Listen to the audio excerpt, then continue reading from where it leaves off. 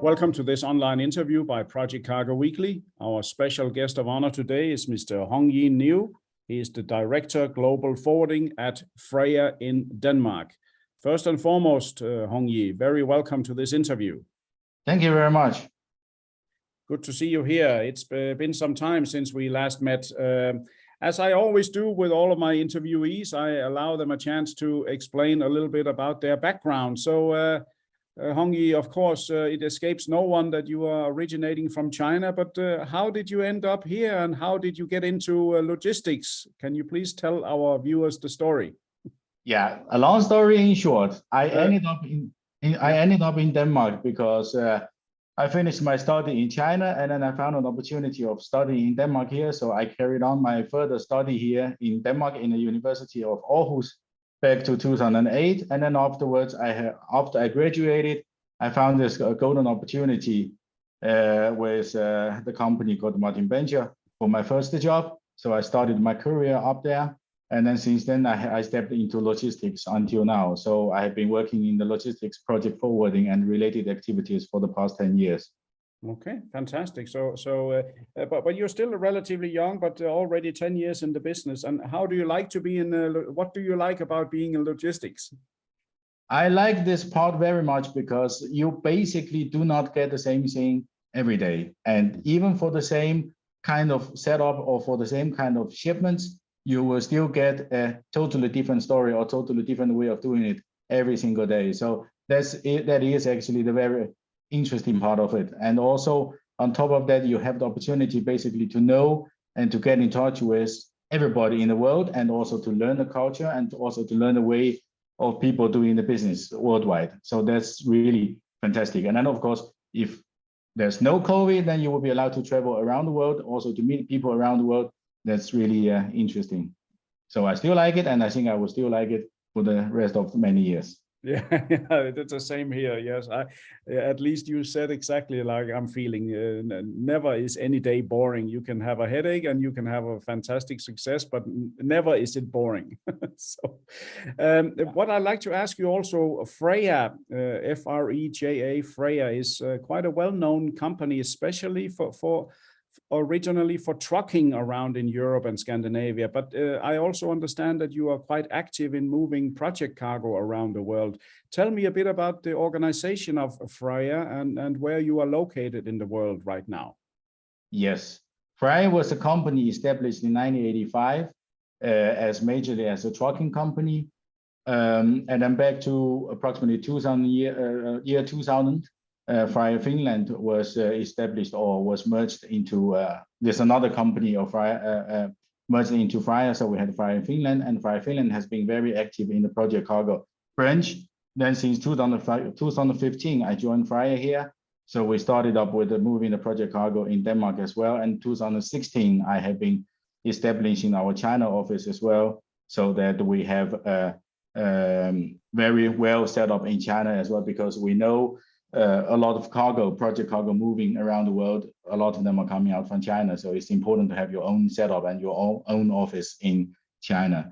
So Freja is still having most of the activities as trucking, but the project and ANC activities is growing very fast for the past many years. When I set it up, our team over here back to 2015, of course, I started by myself. And right now we have 14 people here in total dealing with project cargo and ANC. And in Sweden, we have our setup as well. So geographically, we are located heavily in Scandinavia. So that's why we call moving project cargo with a Nordic route. Mm-hmm. And then together with the SDK branches, we'll then also have the offices in Poland, and we'll have the offices in China as well. So we are expanding a little bit outside to the world as well. And organizational wise, now you hear the word SDK. That is because 2 years ago, Freja has been merged into the group called the USTC.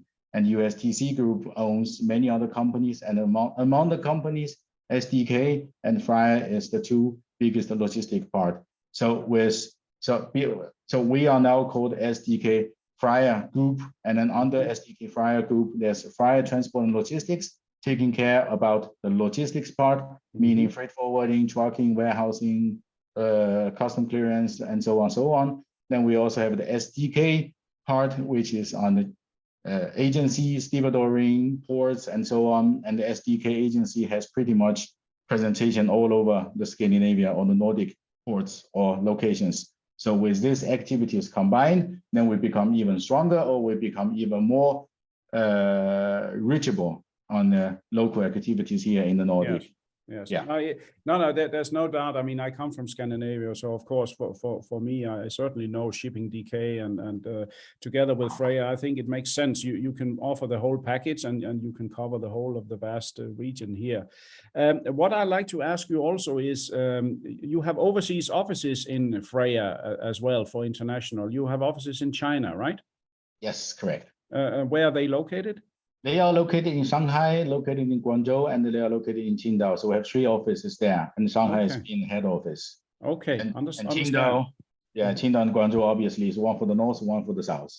Understand, yes. Yeah. And now with China hopefully opening up completely soon, can you see that things are starting to move again after a long kind of peace? Yeah, I mean, cargo-wise, in terms of the cargo, it has been moving, and especially last year, as everybody knows, the freight rates has been soared a lot, especially from China all over the world. Yes. So cargo, in terms of the cargo, it has been moving quite a lot in China, and of course, now this year we have seen some kind of the demand of the cargo from US or from Europe, for example, start slowing down a bit. In combination of different kind of scenarios we have worldwide.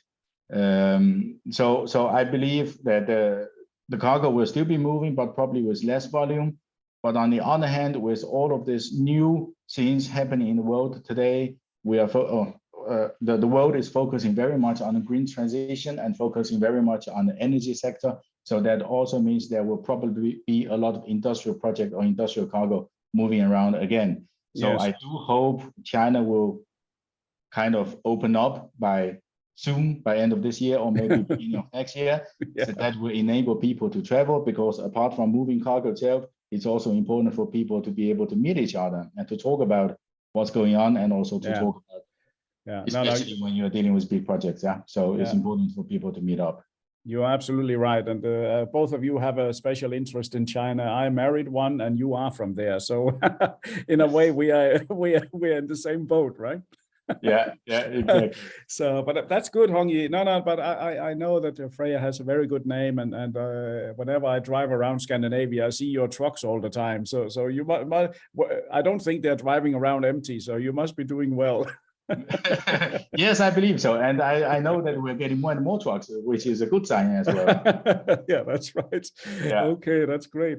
But listen, Hongyi, here one of the final questions I have in order to make the interview efficient, also for our viewers. How do you see the future if you look into the crystal ball for 2023 for Freja? Do you have any more plans for overseas expansion, or are you, let's say, happy to develop with what you have now? According to our management message, that our management is actively looking into developing or expanding the company in a way that is strategy-wise and also culture-wise suitable for the company development. So so from the management side, they are looking into developing or expanding the company in various of ways, opening new offices or finding new locations and so on. So if we look into 2023, I believe there will be new offices, or maybe there will be new activities established, and also by now our development is going the way that the management wants. So I believe there will be new growth strategy coming up as well for moving ahead. Okay, very good. Sounds very interesting.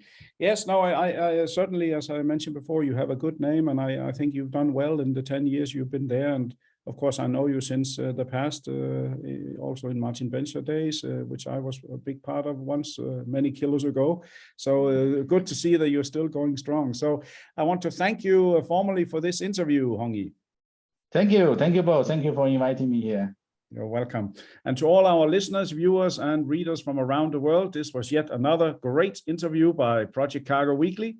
Our special guest of honor today has been Mr. Hongyi Niu. He is the Director of Global Forwarding at the Freja Group, and a very well-known, let's say, group here in Scandinavia. So we thank him, and stay tuned for more interviews in Project Cargo Weekly in the near future. Thank you very much.